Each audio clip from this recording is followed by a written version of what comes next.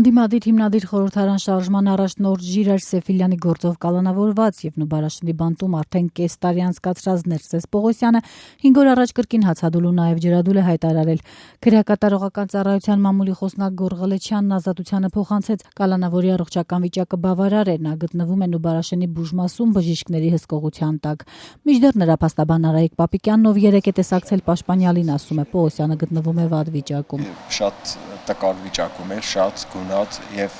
բոլոր առողջական խնդիրները, որոնք նախկինում կար եւ դրանք պահպանում են մնալ եւ ցավալիորեն այն հանգամանքը, որ ինքը նաեւ բուժօգնությունից է հրաժարվել, հետևանքները շատ ծանր կլինեն։ Ինքը նույնիսկ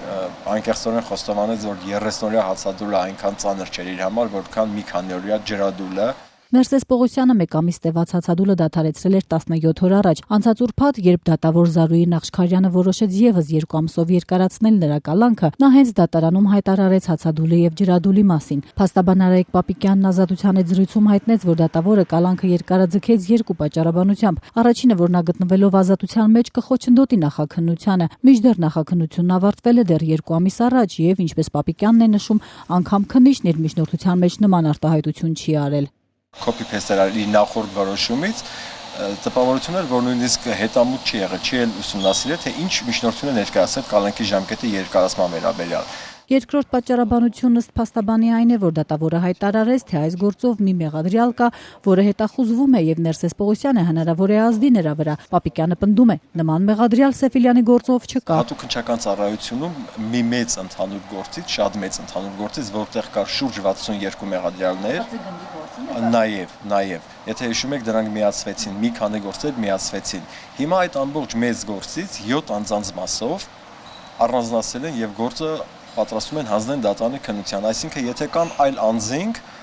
ովքեր հետախուզման մեջ են կամ նրանց նկատմամբ կա քրեական հետապնդում, նրանք ուղղակիորեն որևէ առնչություն չունեն այս գործին, այստեղ հստակ է։ 36-ամյա Ներսես Պողոսյանը մեղադրվում է Ժիրայր Սեֆիլյանի կազմակերպած խմբի կողմից 2016-ին ապօրինի կերպով զենք փոխադրելու եւ դրա կիրառմամբ Երևանի հեռուստաաշտարակն ու այլ կառույցներ զավթելու գործողություններ նախապատրաստելու մեջ։ Նա, ինչպես նաեւ Սեֆիլյանը, չեն ընդունում մեղադրանքը։ Պաշտպան Արայիկ Պապիկյանի պնդմամբ դատավոր Զարուհի Նախշքարյանը նաեւ մեկ այլ ապօրինություն է թույլ տվել։ Վատառոշ կալանավորին առաջարկել էր հետ գնալ բանտ, իսկ որոշումն ուղարկել պաշտպանի միջոցով։ Արդեն իսկ պարզ էր, մինչև խորհրդարան սենյակ գնալը դատավորը կանխակալ իր կարծիքը հայտնել, միաժամանակ դատարանը մինչև խորհրդարան սենյակ գնալը ինքը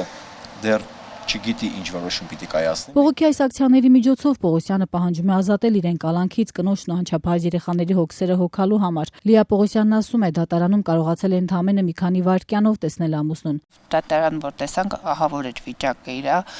հյուծված լրիվ գույնը, չգիտեմ, ոտքերը հազիվ էր տեղաշարժում։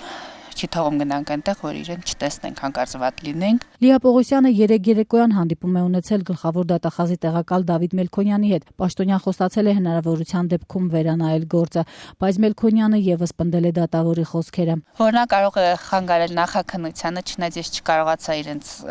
ապացուցեմ, որ նախաքննությունը արդեն ավարտվել է, ոնց էլ կարող է նախաքննությանը։ Նրանք հետագայում դատաքննությանը նշում են, որ նաև դատաքննությունը։ Այո, հիմա էլ դատաքննությունը պետք է խանգարի։ Ես չեմ հասկանում, իրանք այնքան դες լղոզած ձևակերպումներ են ամեն ինչին տալիս։ Պողոսյանի կինն ու փաստաբանը պնդում են, դատարանում Ներսես Պողոսյանը հայտարարել է, որ քննիչներից մեկը սպառնացել է իրեն փտեցնել բանտում։ Ընտանիքի համար այժմ ամենակարևորը նրա առողջությունն է։ Կինը նամակ է գրել ամուսնուն, խնդրելով դադարեցնել հացադուլն ու ջրադուլը։ Ինձ թվում է արդեն իր նկատմամբ անձնական թշնամանք կա,